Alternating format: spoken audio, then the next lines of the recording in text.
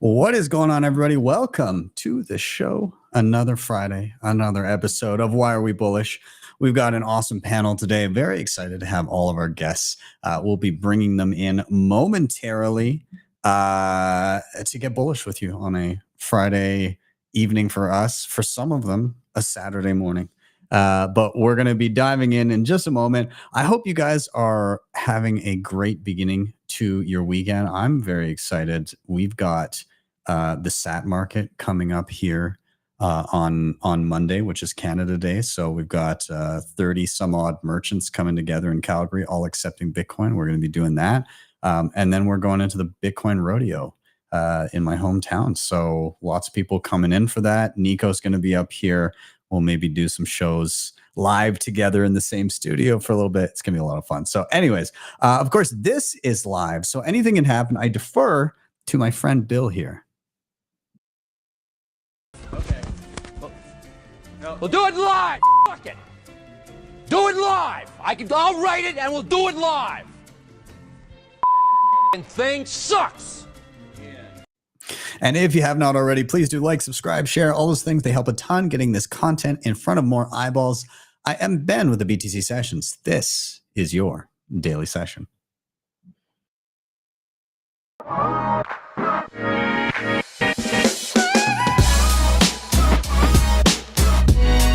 HODL the Bitcoin.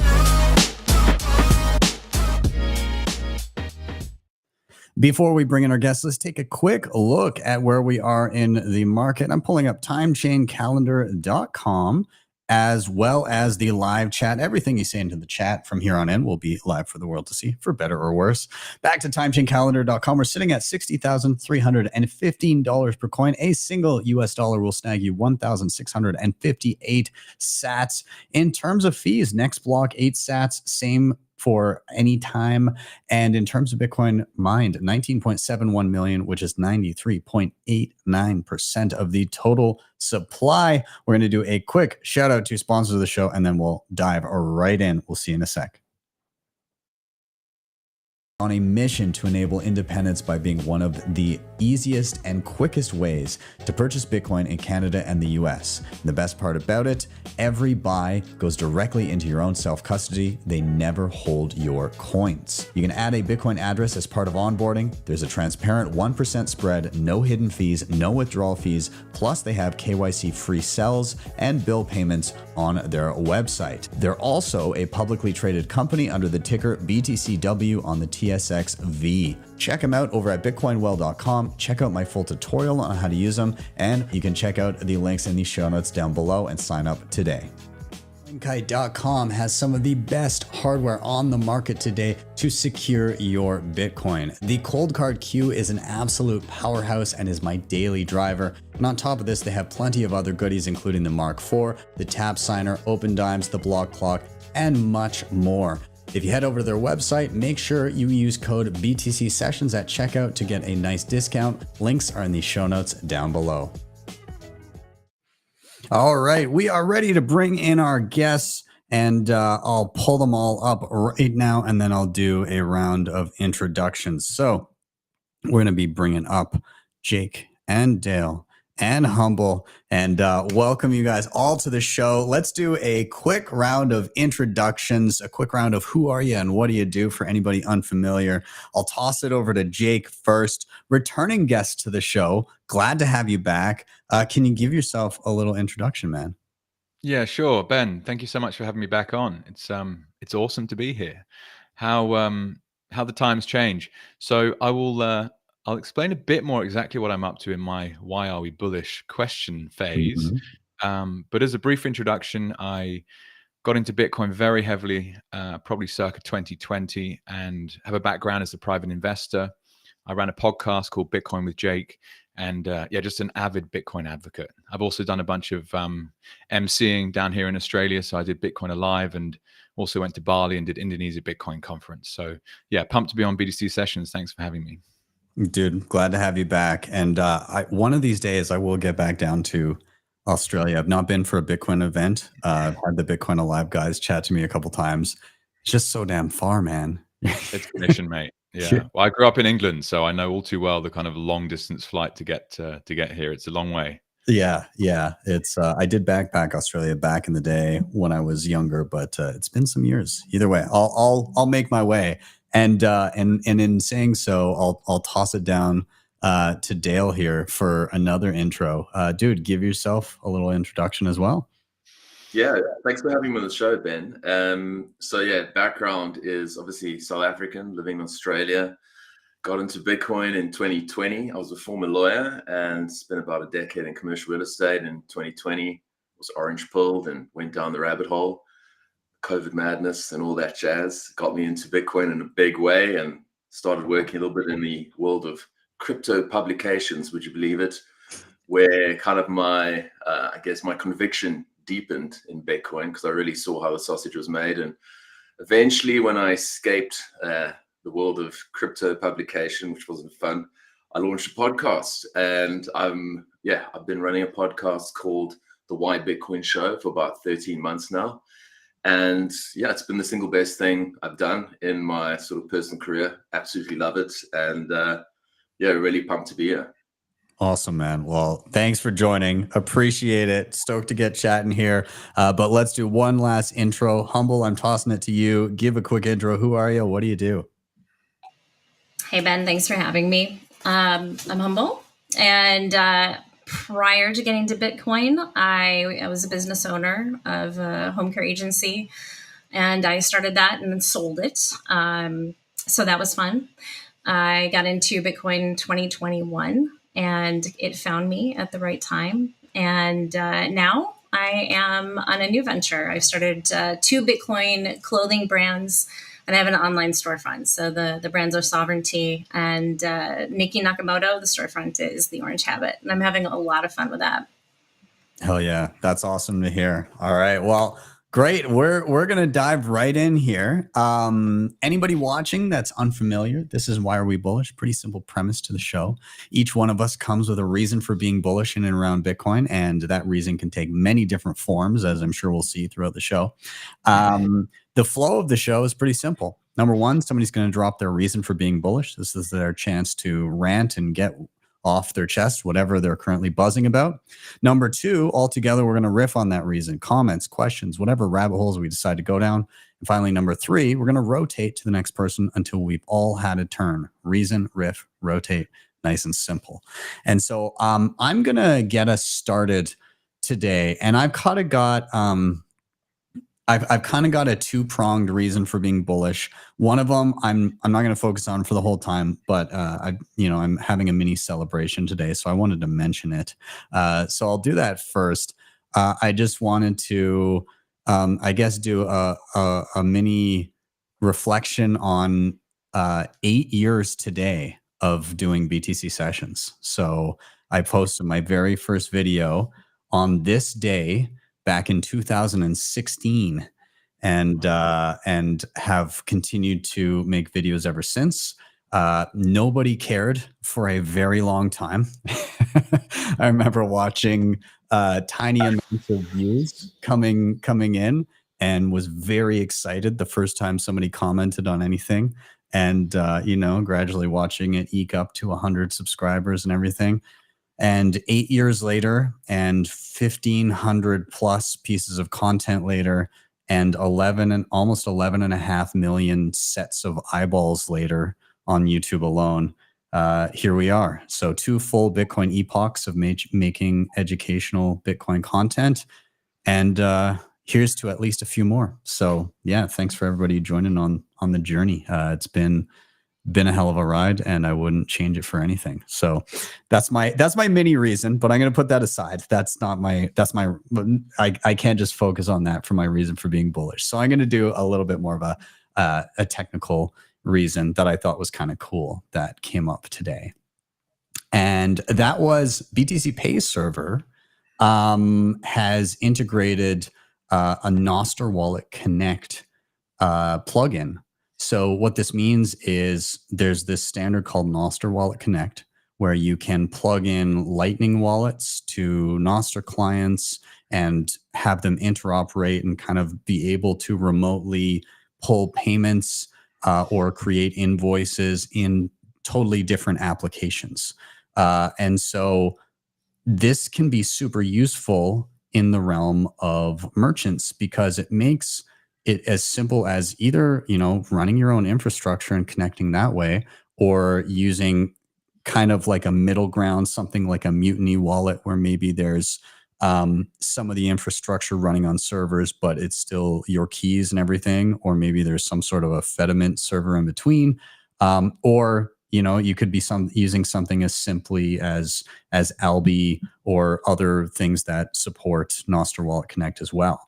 And so this allows you to, if you maybe don't have the skill set or the time to invest into fully running a node and balancing liquidity and setting up all your channels and all of that, you can still have a far greater degree of self-sovereignty with some of these Lightning service providers plugged into various wallet options, and just connect that to BTC Pay Server, and then use that as your Lightning, your Lightning onboarding and accessibility when you're doing online stores or direct peer-to-peer at physical merchants with a little Bitcoinized machine or with your phone or whatever. But it just opens it up to merchants and makes Lightning a lot easier. And I think we're going to see a lot of these integrations begin to happen. And it's not just BTC Pay Server that is doing it. So I'll just kind of show really quick what they said here. But it's an open, as I mentioned, an open payment protocol. It lets wallets interact directly with apps. For BTC Pay Server, it means a single interface that allows users to onboard from numerous Bitcoin wallets. They do a little bit of technicals of how to connect it and everything. But it just makes things a lot easier. There is a company called Pay with Flash that is already doing this, where they've integrated it as well. And so you can have like a nice clean interface and just plug in whatever Lightning wallet you're using, and that becomes your payment gateway on your online store, and you don't have to think anymore. And there's no custodian involved if you're using that type of wallet. And I've heard rumblings that Zaprite is maybe looking at using Nostr Wallet Connect as well. So I just think that's really, really cool that the merchant side of dealing with Lightning, even though there's a lot of kind of front-facing ease of use that needs to be built out, the back-end stuff is beginning to work together much better using the standard of Nostr Wallet Connect. So I just love the idea that somebody would be able to, use Mutiny Wallet and then just say, oh, just add that to BTC Pay Server and everything will go directly to my Mutiny Wallet or whatever they're using. I think that's really cool. So that's my second and full reason for being bullish. So I'm going to kind of open that up to you guys here in terms of, if you've ever used Nostr Wallet Connect, if you've had experience in a merchant setting or know people in a merchant setting, obviously, whatever your input may be. So what are your thoughts on this? Firstly, Ben, can I just say congratulations on the 8 years, man. It's a testimony to your commitment, because as a content creator, I know sometimes I feel like I'm screaming into the ether, and and it takes time to get traction, and it's an incredible amount of proof of work. So I wanted to add my 2 cents on that. Huge congratulations. I think you're certainly one of the more respected people in the space, and it's really just dedication, man, showing up every day. Thanks, man. I appreciate it. That's very kind of you. Awesome. I want to second that. You were one of the first ones I heard about when I came into the space in 2021, where there were just raving reviews on how real you were and how you weren't trying to sell anything, and you were just really helping people. The focus at that time in 2021 was a lot of the sign-in devices and trying to figure out, how to use those. And of course, Bitcoin Twitter at the time, it got very technical and very scary, and which one should you use? And you were very helpful, and you were recommended highly, time and time again. So you're a great asset to, shall I say, the community. I like to think it's a community of Bitcoiners. So thank you. Thank you. Thanks. I appreciate it. And I mean, side of kind words aside, I'm also curious to hear off the top of the show, you said that you're a merchant and you are, you have a couple different shops, things like that.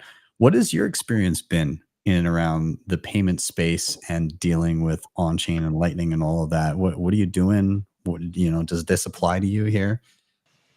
Well, I'm kind of tied in with the platform that is hosting my storefront. So I've got the storefront, which is the Orange Habit, and then the 2 brands, and eventually I'll have all brands on there. It's not just for my brands. I wanted to find a place for people to, kind of centralize, even though it's a bad word in our space, but centralize the clothing search, because when you're going to conferences, you're looking for things. So that being said, I'm using Squarespace, and Squarespace has BitPay, which is wonderful. They've got like 100 wallets that you can choose from.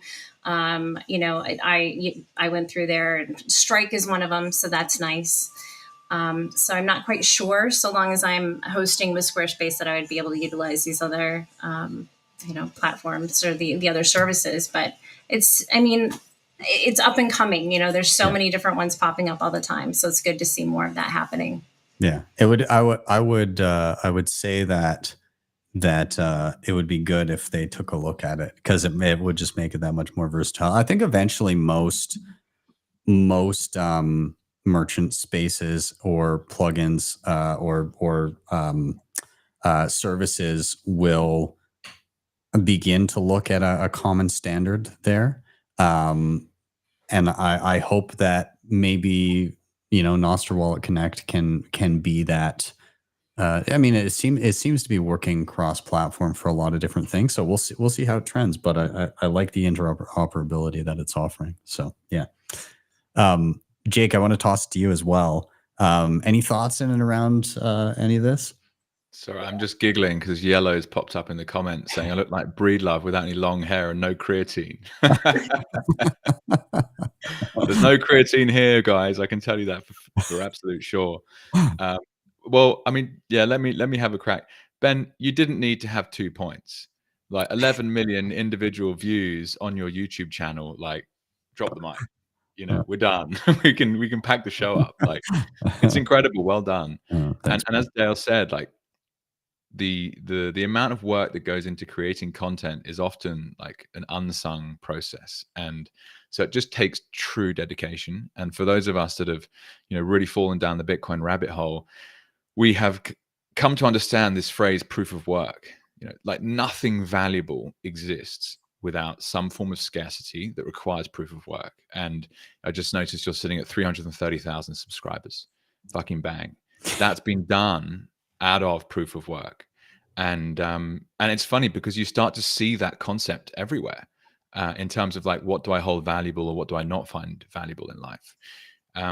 To riff off the tech you just mentioned, I come at Bitcoin from a kind of store of value perspective and an investor. And the day that I saw the diagram that was like, imagine all the future value of the world being built on this one foundation, you own a piece of that network. And you're like, fuck yeah, that's incredible. Rather than owning Facebook and Amazon and Google and whatever other growth stock, pops up. You can just own this one thing that you can actually then have in self-custody that is going to be a portion of all future value generated. And it's a big penny drop moment. And so when you then talk about these more intricate layers that are higher above, it just completely hammers home that initial thesis. And you may not own equity in those companies. Those companies may struggle to even create good revenues and even turn a profit. But in some ways, it doesn't matter because you own the underlying asset that is Bitcoin. So, those 2 points you bring up are unbelievably bullish. 11 million individual sets of eyeballs, incredible. And then also just the development of the infrastructure on top of Bitcoin that ultimately will add huge value to it, which is really incredible to see. Well, I'm after 8 years of playing around with different tools and things being built, I remember when I started and I said, oh, I'm doing Bitcoin tutorials. The most common question I got asked was, Are you worried you're going to run out of things to do? Like, are you going to run out of things to cover? Really? Wow. I can tell you beyond a shadow of a doubt that the list of things to cover is growing far faster than I could ever hope to cover it. And that's a good problem to have. And because of that, we're seeing a ton more educators pop into the space as well. And that's also bullish as hell. So, yeah, I mean, all around, it just makes me happy to see people curious to learn, but also people building cool stuff for those people to learn and use. Yeah, so I guess I can put a little bow on that topic there, barring any last minute things that you guys need to get off your chest there. But otherwise, I can do a little rotation here. So with that, and I'm trying to decide which direction I'm going to go. I think maybe I might go down to Dale first. I think to I'll let you know what I know. Dale and Jake, you guys might have similar things. Should I be going with one person first or the other, or does it matter? Doesn't matter. Okay, then I'll go Dale. What first. does it? Or is Dale about to say it does? I've actually got something different. I'm going to surprise you.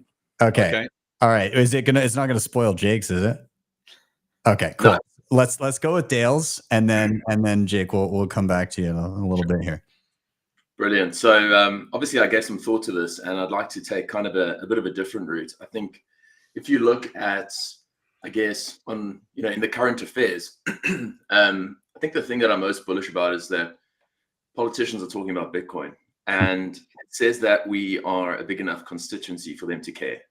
And I can 100% see a candidate in the next decade who comes along and says, "Hey, I'm going to make Bitcoin legal tender, no capital gains tax." And guess what? You got 100 million single issue voters, and boom. So that's where I see this going. But that's not what I thought I wanted to chat about in terms of kind of what I'm bullish about. I wanted to talk kind of on a philosophical level, if I can take us there, if you don't mind. So I think when you think about Bitcoin, when I explain to people kind of what its value proposition, it's really two things: number go up, excuse me, and freedom go up.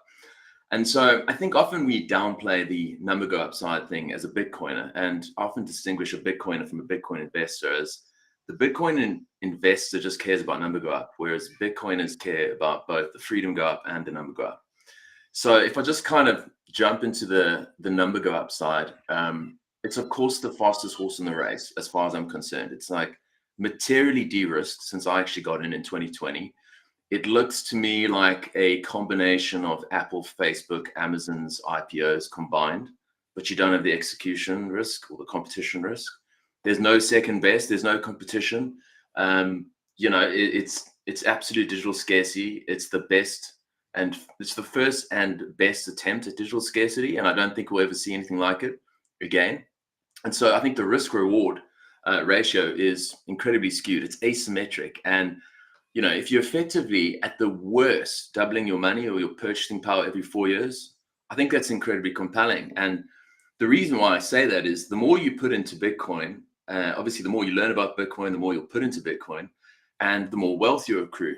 And it's not just about accruing wealth for the sake of it. It's about, well, what can we do with that? And so on a personal level, Bitcoin speaks to me and the sort of greedy capitalist side of me, because it's like, I want to do good, because I don't think governments are very good at allocating resources. And for some reason, I believe Bitcoiners are going to be much more efficient capital allocators in the future in driving change and creating a world that we want to see. And so when I think about storing my wealth in Bitcoin, I can't wait to have fuck you money, because I don't want to buy things. I don't want to buy new cars and yachts and all that kind of, or trinkets and consumerism and all that stuff. I want to do amazing things. I want to create a legacy. I want to make an impact. And I think Bitcoin enables us to do that like nothing before. And, it's like this generation's opportunity to buy property, as opposed to, the boomers who bought real estate at 3 times median income. We get to buy Bitcoin, and at worst, it doubles every 4 years. You just have to ride the volatility. So super bullish on number go up. And there's been nothing that I've seen over the last 4 years that has dampened my enthusiasm. And especially after the last 18 months with the institutions coming in, that little bit alone just makes me uber bullish. And so that's kind of one part, guys, of what I'm super pumped about. I love that. It's again, and you contrast that to the idea of just sitting, sitting in your local currency. Did you guys see the it's like a clip of some dude the other day, and the exact opposite experience where you're saying like, well, at worst, you're probably going to double your purchasing power every 4 years. He looked at a 2-year-old Walmart purchase of groceries. It was on his online cart, and it had 46 items in it. And at the time, he paid like $126 or something like that. And then there was a button that said reorder all, and he wanted to see how much it would cost 2 years later. And he hit it, and it was well over $400 for the same items, for the exact same items inside of 2 years. It's insane. So like, when you're saying, oh, like you're gonna double your purchasing power in a couple of years, and if you don't do it, in his case, especially if he's living hand to mouth, he's anything that he did save, he's losing purchasing power by 2/3, 3/4 every in the past couple of years here. I know that's not constant, but it's not looking good either way. So yeah, I mean, what choice do you have? It's you gamble on stocks that are massively overvalued. Maybe stand still with gold, or you actually maintain and increase purchasing power with something like Bitcoin. So yeah, I don't know. I'm curious to hear the takes of Humble and Jake here as well. So either of you can jump in. I'll jump in real quick.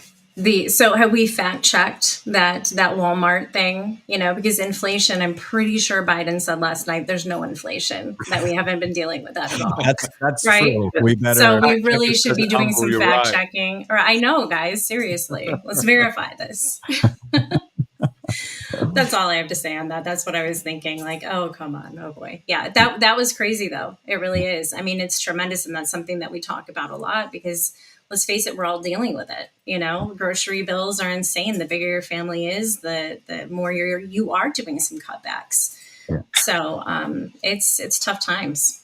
It's aggravating as hell too when you see politicians doing victory laps, saying things like, "Oh, inflation has we've got in Canada, we've got the deputy prime minister, which is the equivalent of the vice president, but she." A couple months ago, she was smugly on TV. Well, how about our inflation rate has come down to 2%, and I think we should all be so excited. Not at all noting that inflation is cumulative.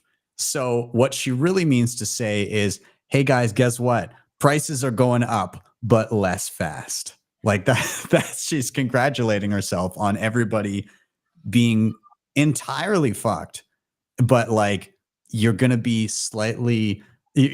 fucked at a slower rate from for the next few months at least. Like, come on. I don't know. Jake, what do you think here? Well, Ben, that story reminds me. So in the UK, there's about to be which is where I grew up. There's about to be a general election. And the current prime minister is this guy called Rishi Sunak. And there's a video, and it's literally him with an iPhone, just like having his coffee in the morning. I mean, the production attempt is like minimal. I don't know if they're doing it to try and be like friendly, maybe. I don't know. But, since I've taken control of inflation, and it's just the same thing, right? Oh, we've got inflation under control. We're amazing. Now you've got to vote for us. And I think what's fun, actually, just to riff off Dale, is I love listening to Dale talk about this. He doesn't fuck around. He's like, this is going to happen. And you can feel the confidence. You can actually feel it. And people that watch those videos of politicians and go, oh, I'm saved. What gets their attention? I don't know. And we've got a hell of a lot of work as Bitcoiners to do to grab their attention. But one thing that works for me is that sense of confidence. It's like people have more optimism. And of course they do, because you can better plan for the future. Instead of having your savings cut in half, you're actually doubling your purchasing power.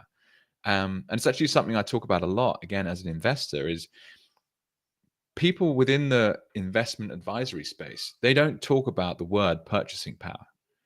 And so you can go into these meetings with these people and they'll be like, here's your results for this year. What a marvelous job we've done. And they'll deliver you like, 3% or 4%, or heaven forbid, like, once I got a -8% in terms of the capital value. And you're like, -8, and you've still been paid 1%, and your buddies with their funds have still been paid 1%. This is a shit show. And then what about inflation? Well, the real inflation rate was like over 10. And suddenly it just, anyway, all these things stack up to make me completely mad about how the status quo system is essentially lying to everyone every single day. But then I like to listen to people like Dale who just cut through that, and you go, okay, that makes me feel better. And I think that's a very good approach for a lot of those people that would still like trust a politician and go, oh, I'm saved, I'm going to vote for that person. Yeah.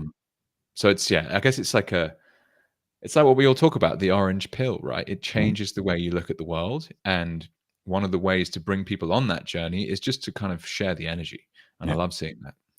This is kind of also one of the first times where for the people that get it, that understand the problem and see the solution, we don't have to necessarily convince everyone to effect enough change to escape it. We can just use our own individual actions to shelter ourselves from it, and then use that as instruction to others to say, hey, look, my life is getting better and easier over time. Why is that?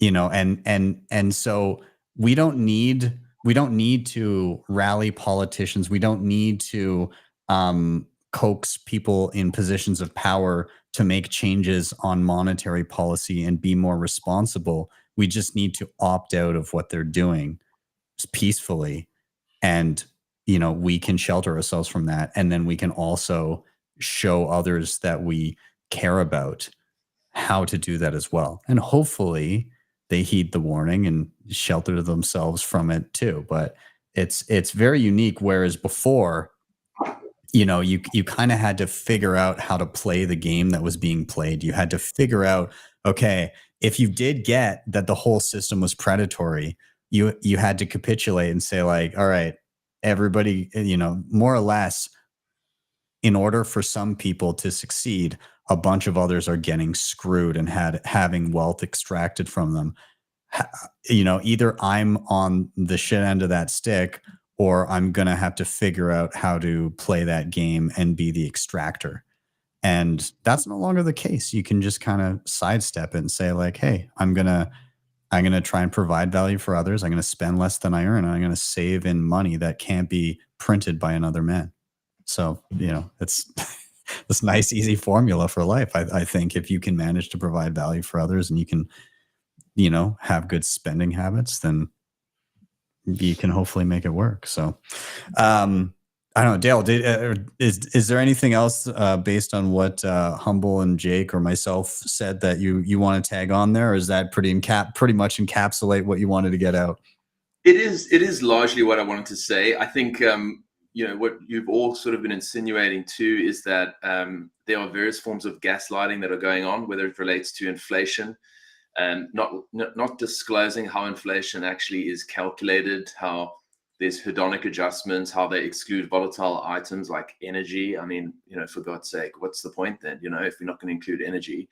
And then the traditional financial sector, it's just, it's so ripe for disruption. And it just feels to me, and this is kind of my spidey senses, but there's just this growing global consciousness that the so-called, I call them the anointed, not the elite, that the anointed are starting to realize they need to listen to the little people.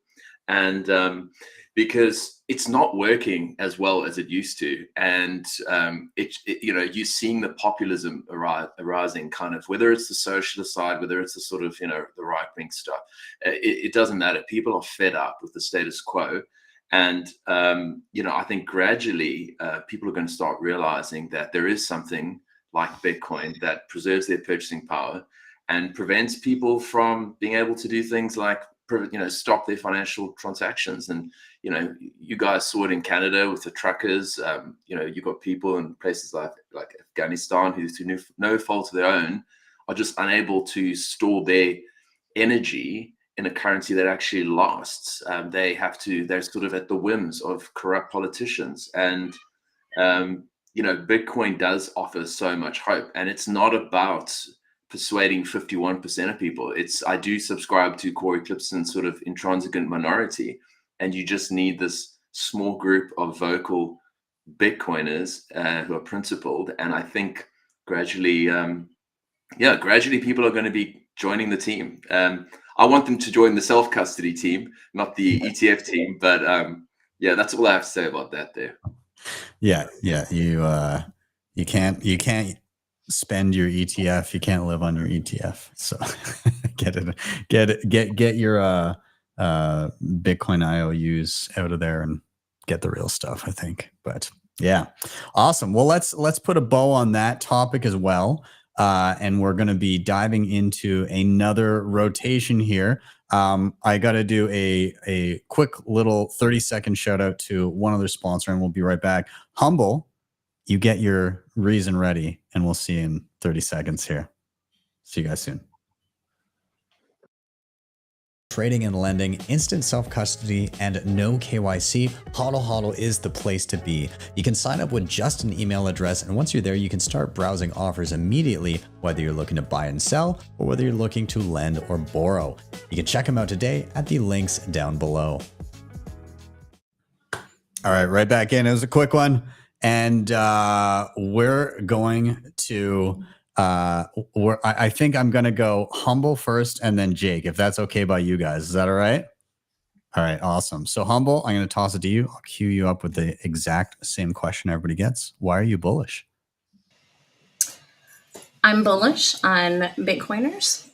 And it's, you know, it's a lot about what we kind of just talked about, you know, a lot of the same topics of discussion. We were talking about politics a little bit.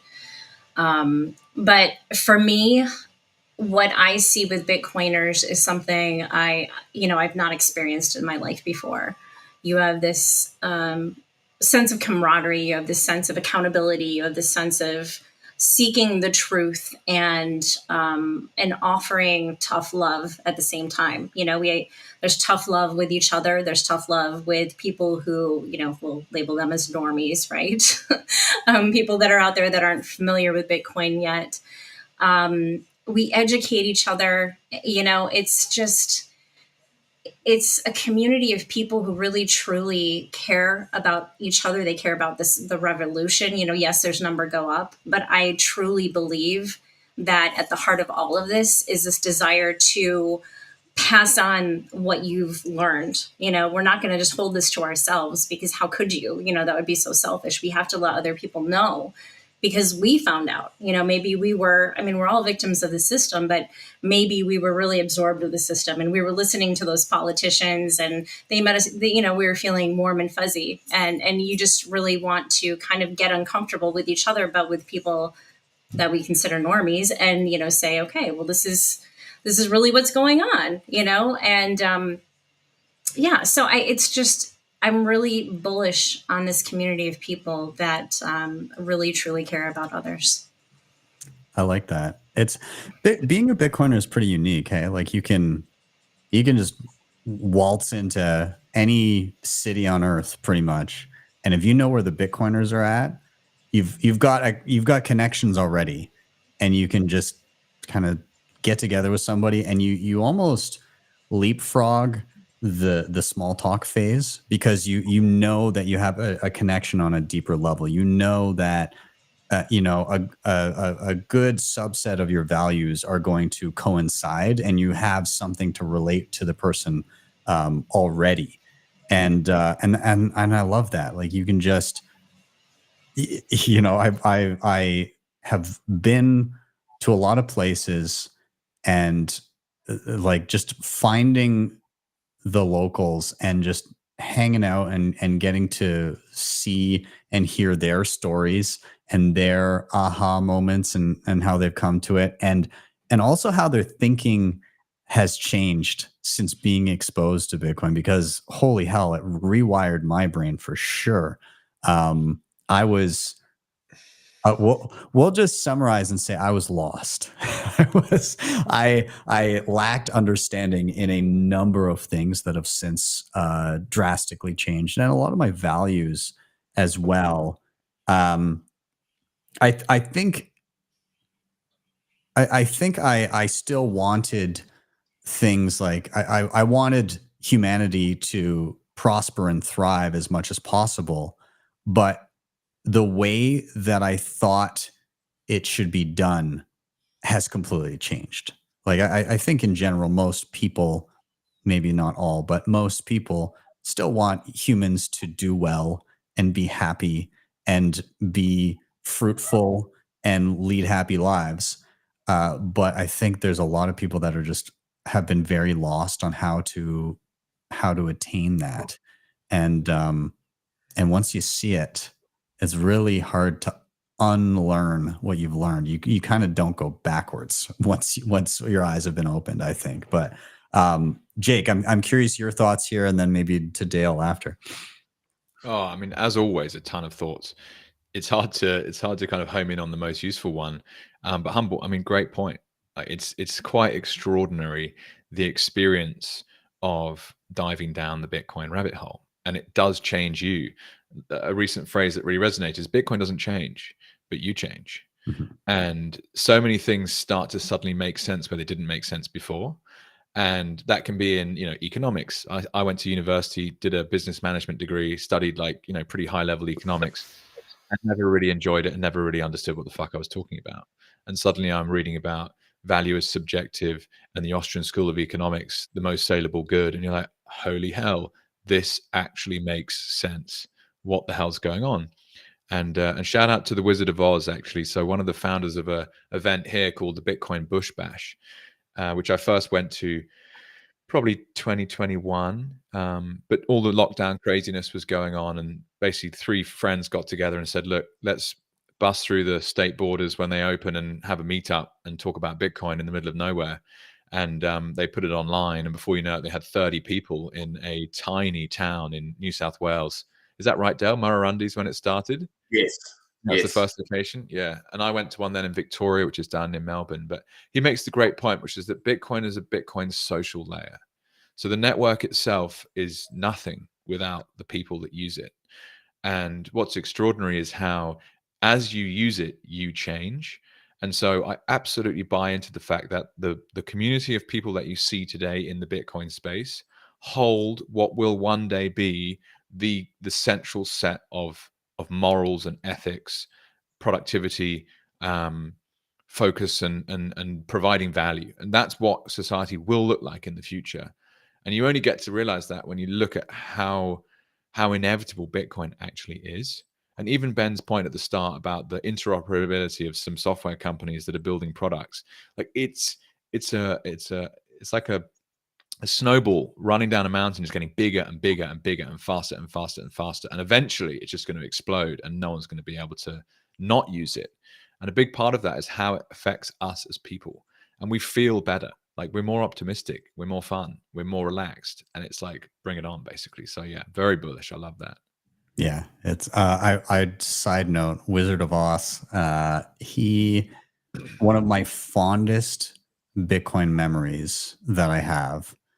So, and that's saying a lot because there's been a lot of great experiences over the years. But I went to Baltic Honey Badger in 2019 in Riga, Latvia, and I had stupidly been out all night. It was the morning, and they had breakfast at the hotel. And I'm like, I better grab some food before I go back. and so I saunter in, and I go into breakfast, and it was Wizard of Oz and Knut Svanholm sitting there having breakfast. So I sat there with him. I was like, hey Having guys. a quiet chat about nothing. Yeah. Yeah. And I figured I'd just have a quick bite and then I'd go crash. We sat there for like 3 hours talking about everything and where this thing is going and the implications. And yeah, it was just like this conversation just went everywhere. And it was just such a nice, intimate, like really connecting with these two guys on another level. And it just, one of those moments where, it's just such a fond memory. So anyways, if you're chatting to him, let him know I say, hey. That'd be awesome. And Dale, I'll talk. See Wiz on Thursday. Oh, perfect. Yeah, well, tell him I say hi.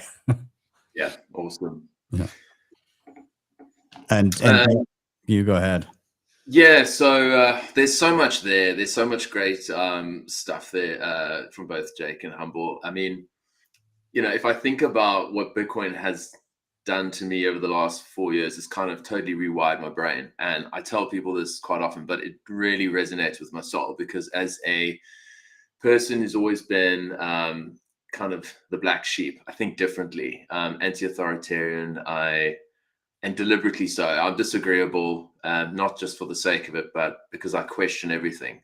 I remember in 3rd grade, my teacher saying the rhino was extinct. And I'd literally seen one with my family in the bush like a month before. And I said, no, it's not. I saw it. And she's like, Dale, please. And, that's just been my inclination. And so I discovered my Bitcoin tribe online in 2020.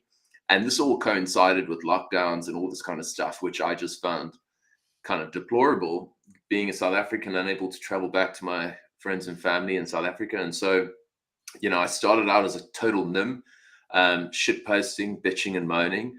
And what I actually found was by connecting people with people in real life and putting some skin in the game by actually being Dale, not by some sort of anonymous Bitcoin fella on Twitter, I got so much value because, to your point earlier, Ben, you cut through all the riffraff and you kind of go straight to the meat and potatoes of it and kind of go, okay, we can speak the same language to an extent. And like, I'd be the last person to pretend that somehow I just agree with all Bitcoiners. I think Bitcoiners are, they generally are different. And so we're going to think differently, and that's fine. And I'm really happy to have like debates and discussions with people. It'd be weird if we all thought the same, to be honest. But it's so amazing to be surrounded by people who question stuff.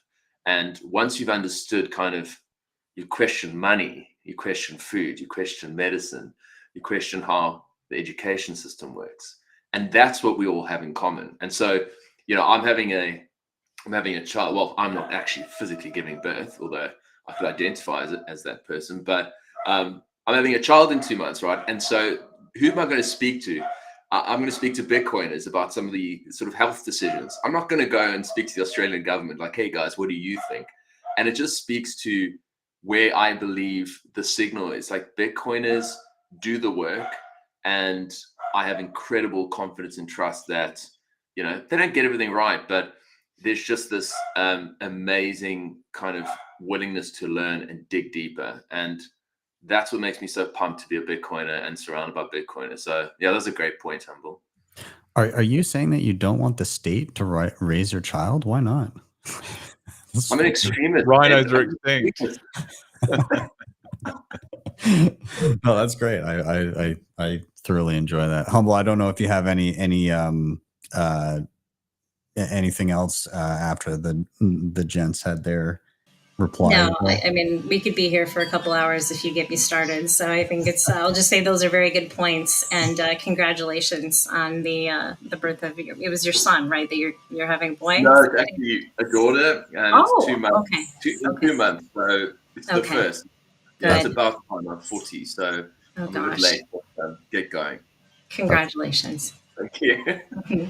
That's awesome. I'll say that I think relieved to have a daughter first.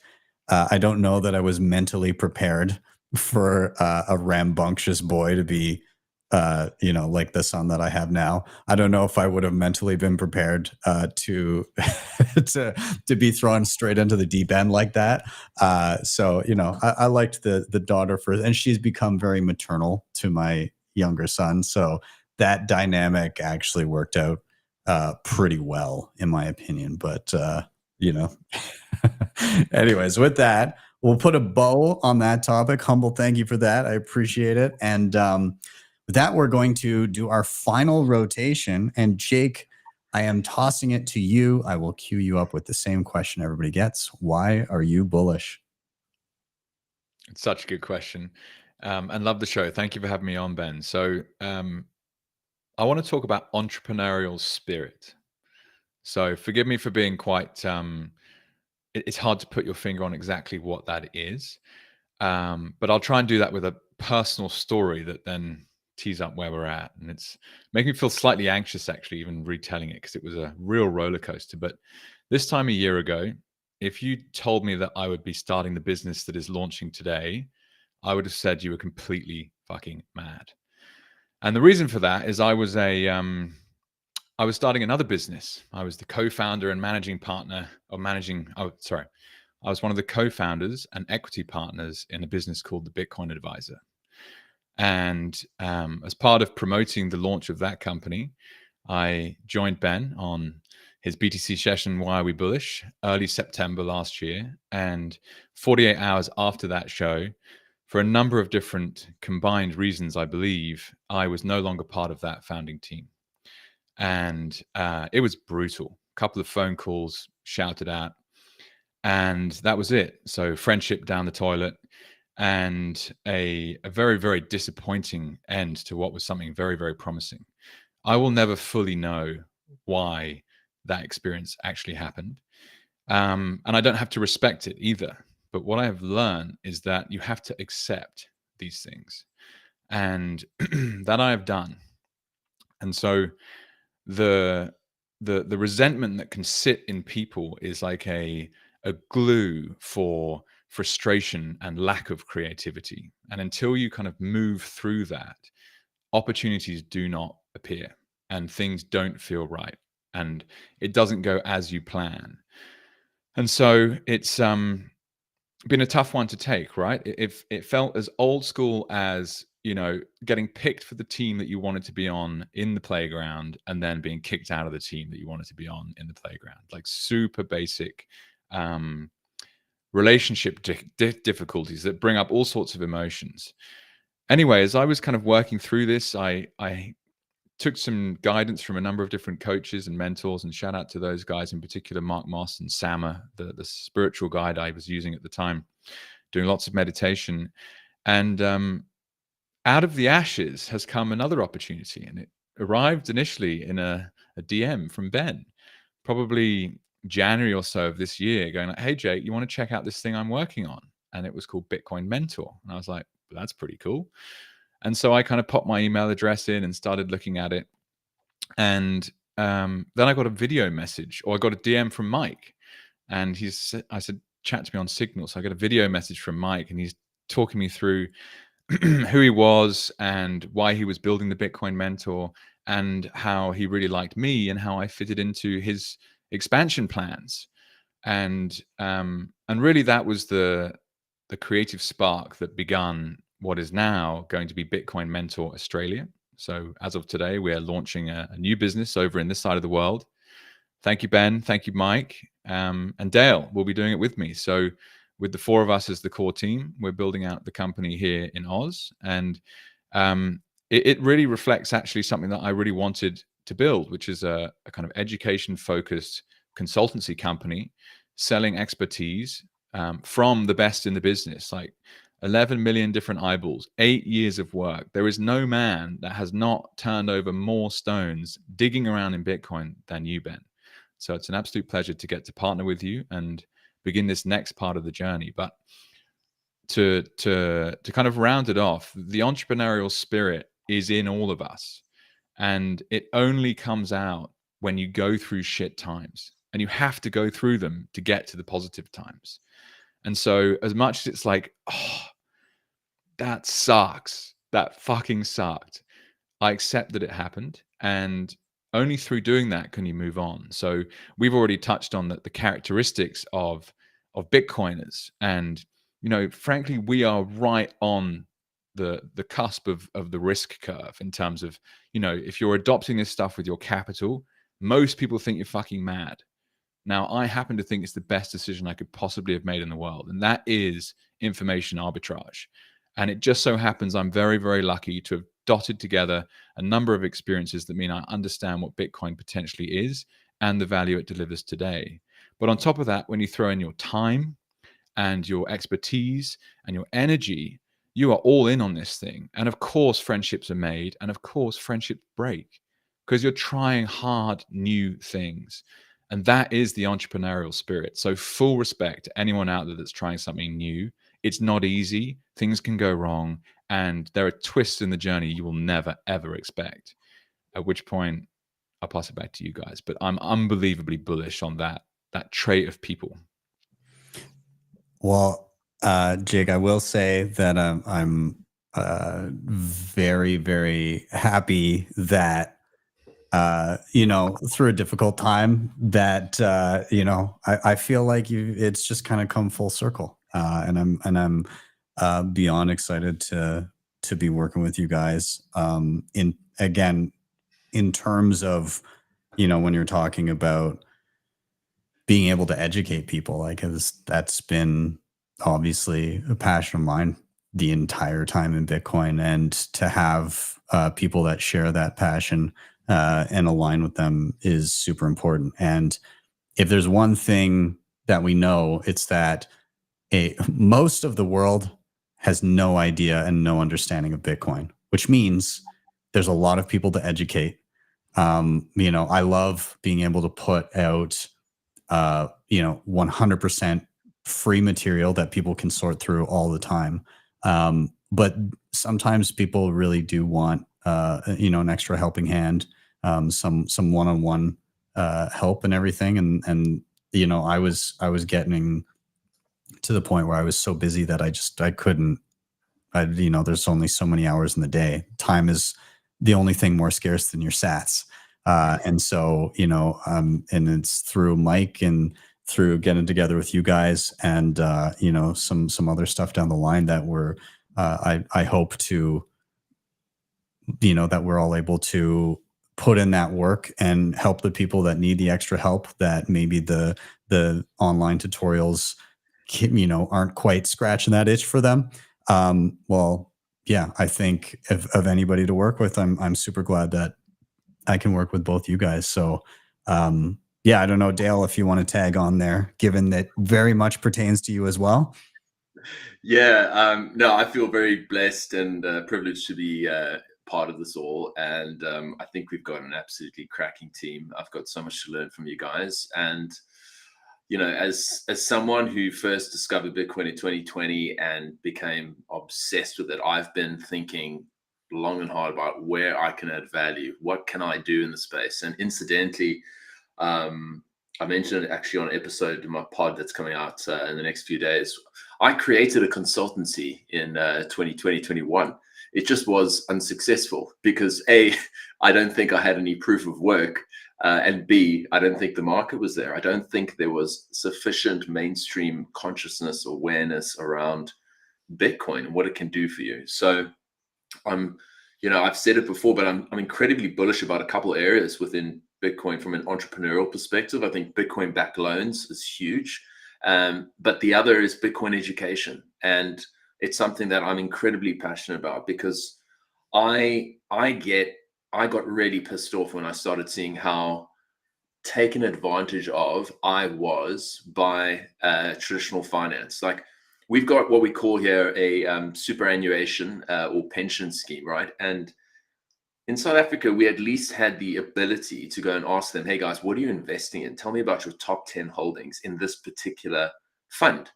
In Australia, they said that's proprietary. So in other words, I get told that I'm investing in quote unquote international stocks, but you won't even tell me which. Is it Nvidia or is it Boeing? What are we doing here, guys? And so it pisses me off that we've got these intermediaries clipping the tickets adding fuck all value when we've got something like Bitcoin, where I converted my super to it last year and I'm up 112%. So you know what I mean? I think I want to help empower people. I'm all about financial empowerment and financial literacy, and I think understanding Bitcoin is part of that. And so I'm super passionate to be involved in this particular business. And yeah, I mean, it's really come full circle for me, because I was figuring out, like, what can I do with my time? How can I, it's hard to compete as a podcaster with yourself, Ben, with 8 years of work. If you're talking about like a finite pool of people, you've got people like you, Nat Brunell, Peter McCormick. Like, I'm going to be the long tail of nobodies, right? And that's not that's not going to be a business. That's not a career. That's kind of a passion project. But to be involved with something like this, and especially being able to lean on kind of your expertise and best practices, Ben, it's a dream, because I first dug into self-custody in 2020, and it was your videos that got me going. So yeah, full circle. And the last thing I'll say, and then I'll stop talking, is nothing worthwhile is easy.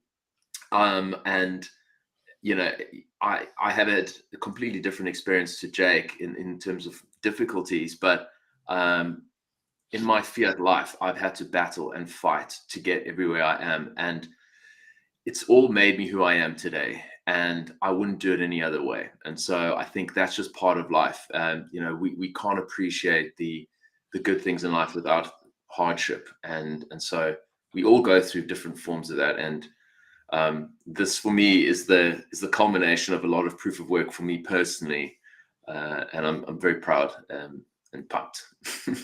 It's exciting, man. Well, again, love the sentiment. Stoked to be working with you guys, and just again, general excitement about education. Like there's so much work to do. There's so many people that are, and we're on the cusp of I think a lot more people being curious when something like Bitcoin, wherever you may sit on the political spectrum, becomes a political issue.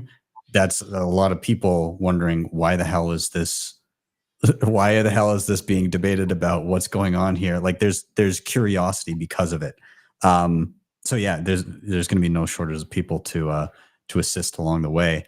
Humble, I know that Jake's specific reason may not be directly pertaining to you, but in a broad sense, in regards to education and where we're at right now and where things may be going. Do you have any general thoughts based on your personal experiences in and around new people coming in? What needs to be addressed? What needs to be done? Well, I wouldn't mind actually addressing Jake and what he was talking about as an entrepreneur. I know the coin statement would be, I'm sorry that you went through that, but I in my opinion, when you go through these things, and this, it's a growth opportunity. And through that pain, it's like, how many times do you have to fail to be able to figure out what it is that you're going to do or you're meant to do? And that oftentimes is a lot of soul searching and these failures. And you think you're doing the right thing at the time, but that's not it. And sometimes it takes something pretty tragic, and it is painful at the time to go through that to find your place and to find your true passion. And I think when it comes to education, both of my parents were educators, and the true form of payment in life is someone coming to you and saying, you made a difference in my life because you taught me this, or you were there for this, or you showed me this perspective. I never looked at it that way, because that's what life is all about. We're not here for ourselves. We're here for other people, to help other people grow. And you only do that through your experiences. So, yeah, I mean, I think this initiative that you guys are undertaking is awesome, and I look forward to seeing it. Awesome. Well, thank you. Mm-hmm. Yeah, it's funny, isn't it? You have to reflect, obviously, in that it takes two to tango. In that it's the positive and the negative, the yin, the yang, the hot, the cold. You don't really know why it happens, but it's important that it does. and that self-reflection process is really hard, because you have to take some responsibility on yourself. He says it's not all someone else's fault that you felt like that, or something turned out how it did. It's more than likely going to be 50% your fault, and you have to stomach that. And it's like, I didn't think I was doing anything wrong, you know. And for months you can sit there stewing about it, and that's just completely unhelpful. So to your point, yeah, it's cool how that process plays out, isn't it? And it wouldn't be the first time in my entrepreneurial career that things have gone wrong. I mean, it's happened tons of time before, and it'll happen again in the future. But again, it's that whole process, isn't it, of continuing to push, continuing to try, dust yourself up, get back up, and have another crack. And I guess a point that didn't come through earlier, which is another reason to be insanely bullish, is one can be more creative, take more risk, and try more difficult things when Bitcoin is in existence, because we have a sound money, we have a savings technology. Your life's battery is better charged than it's ever been before, and so these processes we go through, I just only see them picking up in volume, right? Why wouldn't they? People will start doing even crazier things than before. And I've heard Bitcoin described as like the critical piece of the puzzle for a true digital renaissance. And it wasn't until I started thinking about that actually it really made sense. And I tried to say that right now was a renaissance in investing, because there was so much information that the retail investor could access. It was like the best time to invest ever. And the person that taught me this pushed back, said, no, the money system's completely broken. Until you understand that, you realize that you're investing in nothing, essentially. Or as Jack Mallers so well said in his BTC Prague video that I watched last night, there is no spoon, to quote the Matrix scene. So yeah, fascinating times, and very excited about the future. Love it.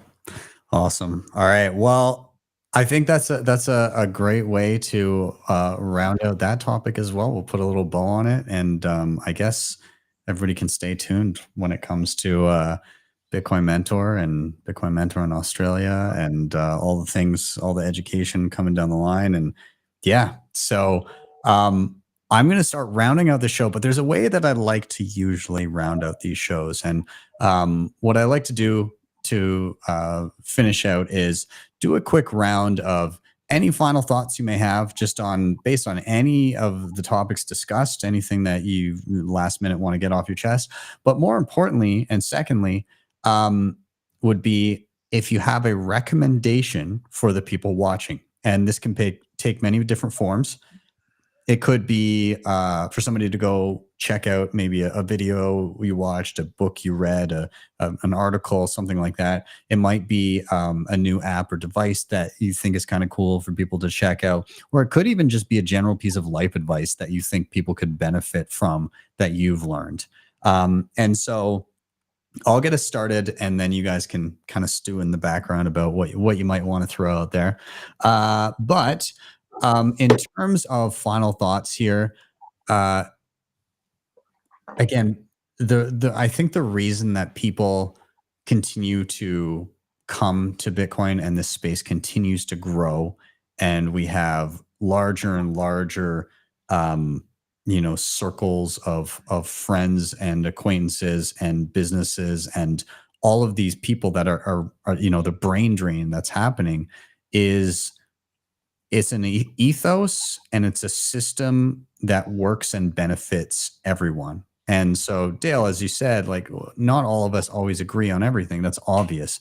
And that's inevitable in a system that can benefit anyone and everyone that is willing to put in some work and create value for others.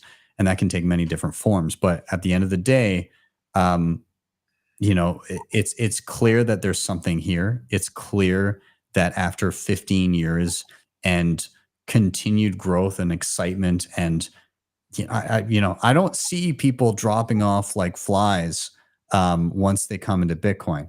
You get the odd person that may capitulate and rage quit if they're a controlling individual and Bitcoin doesn't do the things they want it to do. But even those people, I think, will come back around and realize like this is beyond all of us. It's kind of a creature of its own, and it will continue to grow. And even the last person to adopt a Bitcoin standard, way down the line, whenever that is, even that person will still benefit from switching. They'll still benefit from moving to whatever are the remnants of the old system to Bitcoin. And so, yeah, this is something that can benefit the entire world, and it's going to continue to grow, and there's going to be no shortage of new people to teach and onboard and hopefully lead towards best practices. And that's an exciting thing. That also means we've got a lot more friends to join us. So, and in terms of recommendations, I'm going to throw out a thing that I thought was kind of cool. I actually am I'm editing a tutorial for it right now. I didn't do this in the tutorial, but I thought it was a really cool little piece of technology here. So this is Keeper, and Keeper is like a multisig app for mobile. And there's a bunch of different ways of doing multisig, and you can do it like in Sparrow or Blue Wallet, or Nunchuck is super awesome. Thea is a new one that I haven't been able to try yet. But Keeper also allows you to create hot wallets and do multisig vaults. But the unique thing about this video here that they dropped today is that they created a multisig vault together with two completely different pieces of software. So they used the Thea app, the Keeper app on the phone here. And then they pulled out Blue Wallet on Android and then Sparrow Wallet on a desktop for Mac.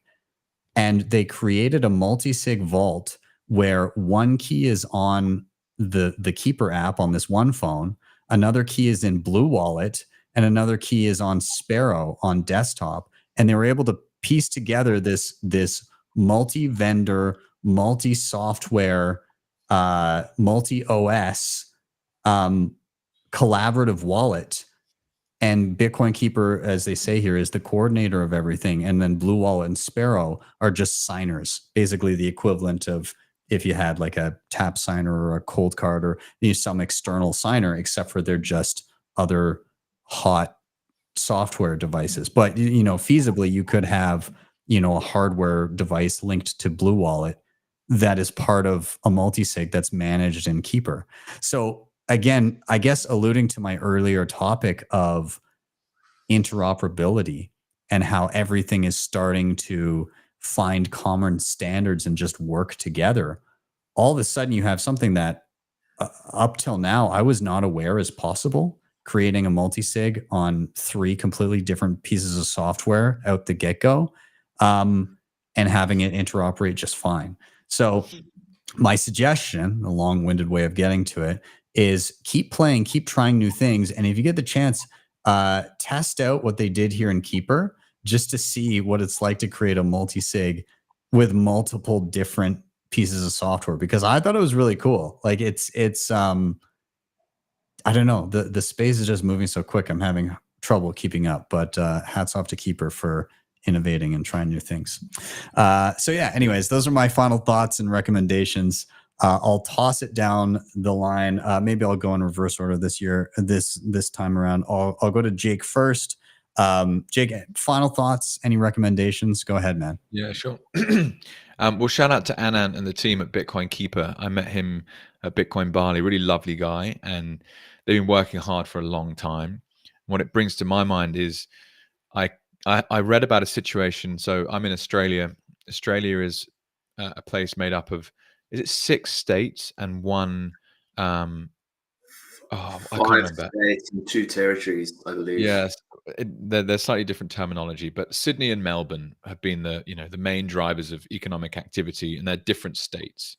And in Sydney and in Melbourne, they had different regulations on the size of the railway carriages. And so each time these railways would meet at the border, you'd have to change the goods on each train. And I can't remember the date in which they managed to figure that out and then become interoperable, so they could actually take a train from Sydney to Melbourne.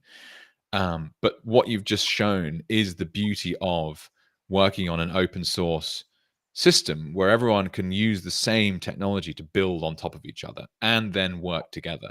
So it's extraordinary in terms of scale and network effect, like we've never seen before, because it has a money underneath it. So it is insanely bullish, that kind of thing.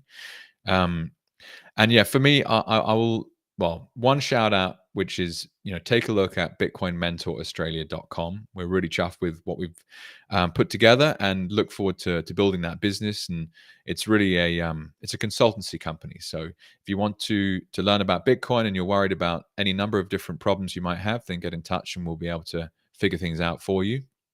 And lastly, in terms of recommendation, this was actually something I've found very powerful. There was a book that I was recommended called The Artist's Way by a lady called Julia Cameron. And it's a field of study that is really around intuition and creativity. And it's like miles away from where I would normally like spend my time, which is either, devouring Bitcoin books, or if not, then some kind of entrepreneurship, business, investing focused kind of stuff. And it just really took me to a quite interesting place that I hadn't explored for so long. And as creative characters, as teenagers, or as even younger, we dream of being sports professionals or being musicians or being artists. And I'm absolute sucker for this. I shelved all of those instincts to focus on like making money and business. And I always joke, I was highly trained how to make money, but never asked the question, what is money? And obviously Bitcoin changes you in that sense.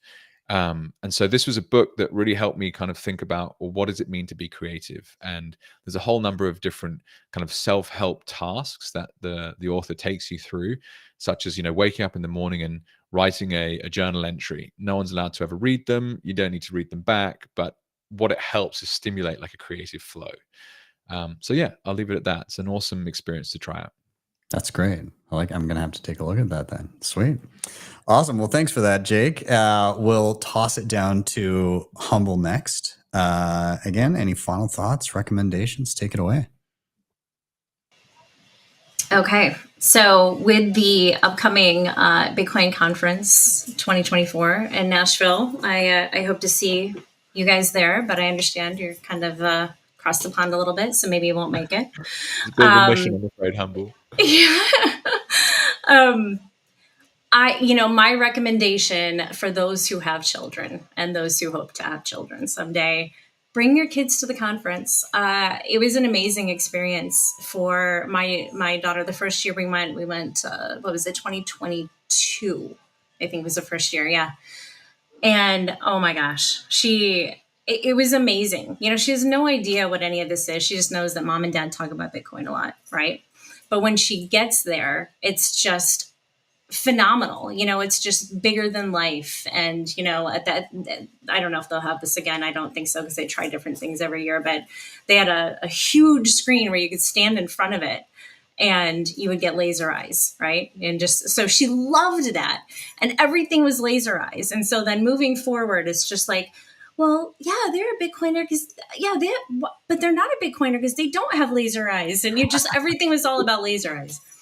But I think, the coolest thing was the fact that she had no idea how to do a $, but she sure as hell could draw the Bitcoin. Little baby, oh, look, there it is, 4 years old. So, I think it's, you don't want to shove things down anybody's throat. It's just having them immersed in it outside of you talking about it at home, and the little things we do and those fabulous books that people out there are making for kids to help them understand, because that's what we want to do. A lot of us weren't brought up knowing what was going on in the world. So we have that opportunity as parents to do that. And I highly suggest, taking them to the conference and getting them excited about it so they can feel it. And my recommendation, because this is the first thing that came to my mind, so I'm just going to run with it. The next presidential debate, use Snapchat filters. It's so much fun. It makes it a glorious experience. I mean, it's just, you can look back at it. Oh my gosh, it's so much fun. So do that. That's great. Makes it much less depressing. When you've got a silly face, right? It totally does. It totally does. That's it. That's great. I love it. Also, again, that is a thing to be bullish about, families at Bitcoin events, because my first experience with that was in Madeira this year. I brought the whole fam. So it was myself, my wife, and our 2 kids.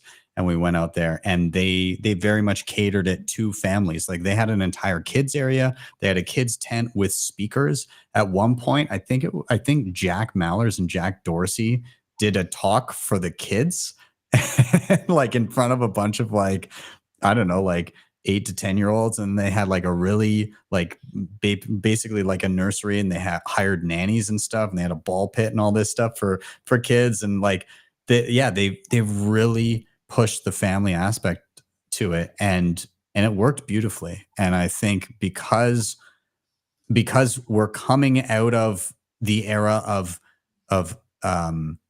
how would I put it? That the fiat nihilism and the I'm never going to have a family because there's no way I'll ever afford it, into a realm where, as you increase your purchasing power over time and you're able to actually save, your future gets brighter. And so then families are back on the table. I think we need to embrace that. I think we need to embrace the idea that there's a whole new crop of people that aren't put off from having families because for no other reason than they can't afford them. That's going to change.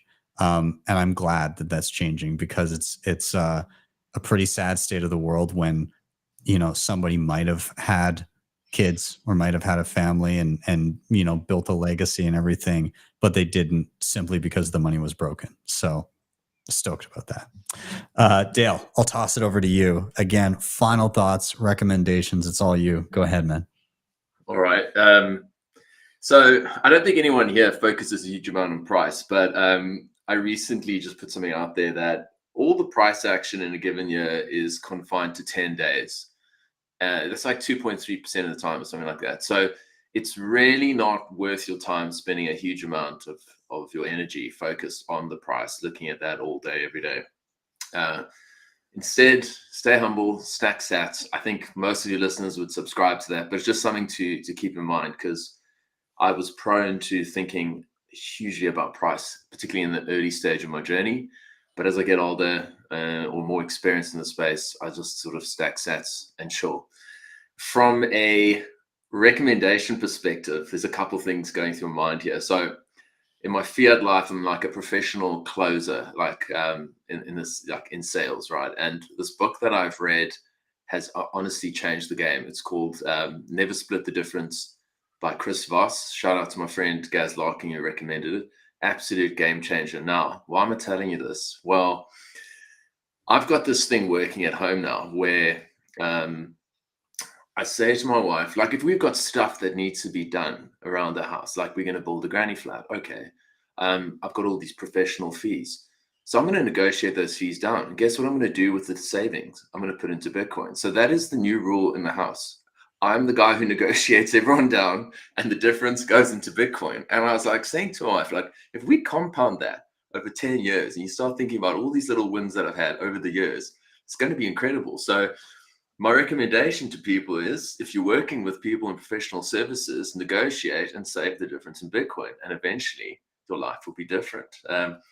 And then the other thing is, and this is something I've been dabbling with of late, other than listening to Broken Money audio book, which is phenomenal, I've been doing cold plunges, and it's not something we can do very easily here in Australia. You guys in Canada can just hop in a lake or whatnot, but we'll walk out the front door and year. So I've been jumping in a chest freezer, sort of 2 to 4 degrees, and I did it this morning because I just felt like I needed to be sharp. And it's like, you just wouldn't believe what it does to your energy. It's just, it's such a hack. And within 2 weeks, I've gotten comfortable in 2 to 4 degrees, virtually submerged. So it's something that's a lot of Bitcoiners talk about, you know, the biohacking side of things. We've seen that image of Robert Breedlove in an ice bath, but I can say that it works. So that's the other recommendation I have. I love that. Are you sure that it wasn't Jake in the bucket? Maybe I could recreate that. Yeah. I'll do it in the garage out here. That's awesome. All right. Well, that was great. I want to say a huge thank you to all of you for joining me on a Friday evening / Saturday morning. for getting bullish with me here. It was a lot of fun. Of course, everybody that's watching, make sure you jump into the show notes and give everybody here a follow. That'll all be listed down below, and you can keep up with their exploits. And to all of you guys that joined me, thank you so much for being here again, and you're all welcome back anytime. Yeah, thank you so much, Ben. Yeah, thank you. It's been great. Yeah. Awesome. Yeah. Thanks, guys. Cool. I'll see you guys soon. Cheers. All right. And everybody else, please do stick around for a moment. Actually, I'm going to do something a little special before we round out the show. I hope you have your Lightning wallets ready. So get out those phones. Because I'm going to do a little thing that we've been doing it on Simply Sessions with Nico, but hell, I'm going to do it at the end of Why Are We Bullish? So if you stuck around the whole episode, then congratulations. If you're unfamiliar, this is the Bitcoin Well wishing well, and basically by using Bitcoin Well, by doing buys and various things, there's a little breakdown. You get certain number of points each time you do something, but you can redeem 500 points to throw a coin in the well, and it will draw from a pool of sats, and it will give you anywhere from 500 sats up to, if you're super lucky, 1 million sats. So it depends on the roll you get, so you may get a bunch of 500 sats in a row, and then eventually you get one of the sweeter ones. But what I'm going to do is I'm going to go ahead, I'm going to throw a coin in the well, and it's going to be an LN URL withdraw. So you got to have a Lightning wallet handy. The first person to scan it, it'll ask you to redeem, and then you can take the sats, whatever it may be. So I'm going to use the points or redeem it.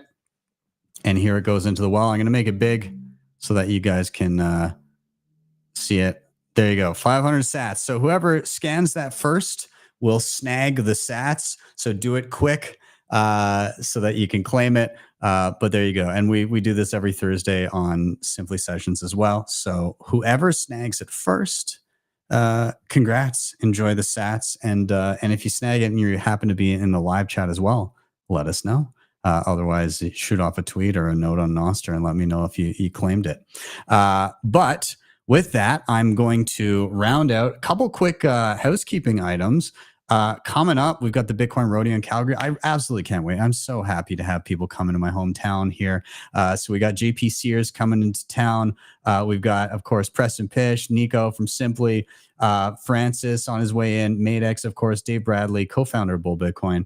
As I said, JP Sears, Graham Wardle, Harry Suddick, Adam O'Brien from Bitcoin Well, founder of Bitcoin Well, and a whole bunch more. Scott Deedle, Steve Barber, Colin Sullivan, Flo from Love is Bitcoin, Ben Harper, Dale from QuickBit, C Funk, Derek Fildebrandt, Simon Raven, Noah Kramer, Yellow, a new addition. He's going to be roasting me. They're doing a roast of myself. Deserved. BJ Dichter, Seb Bunny, Brett Olin, David Hartman, and Sebastian Alani.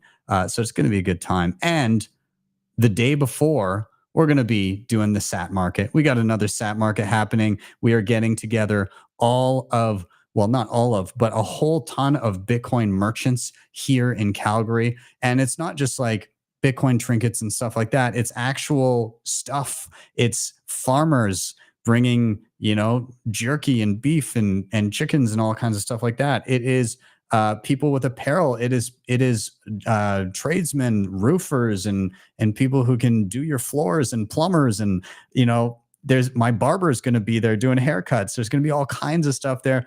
Artists, lots of creative people. So make sure you come down if you're already in town for the Bitcoin Rodeo, and hit up the SAT market. It is on July 1st, which is Canada Day, and it runs from 9 a.m. to 3 p.m. We're at the Deerfoot Inn and Casino. It's going to be a good time. It's free to attend. So just come down and enjoy. We've got a whole bunch of merchants, and it's going to be a lot of fun. And make sure you follow the handle at BTC SAT Market. You can keep up with everything that's going on there. We're very excited to have everybody out. So, and with that, last little mention, by the way, if you're coming to Bitcoin Rodeo, you don't have tickets yet, you can use code BTC Sessions and get a discount. And speaking of events, I'm also going to be, I was talking about it earlier in the show, I'm going to be back to Riga, Latvia for the first time in 5 years, to Baltic Honey Badger. So I can't wait for that. So let me know if you're going to be there. would love to say hi. And if you do need a discount on your tickets, BTC Sessions is the code as per usual. Excited to be back.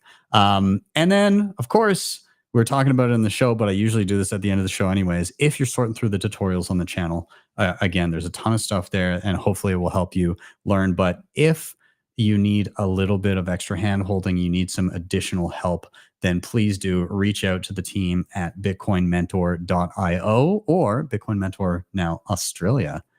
And you can check them out.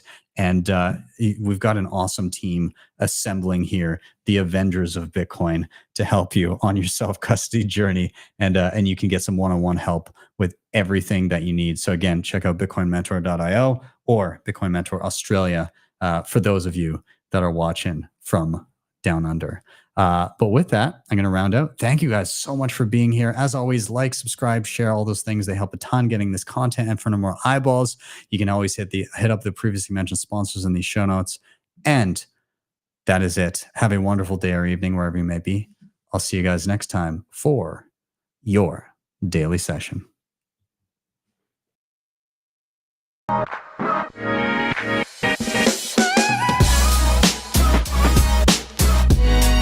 HODL the Bitcoin.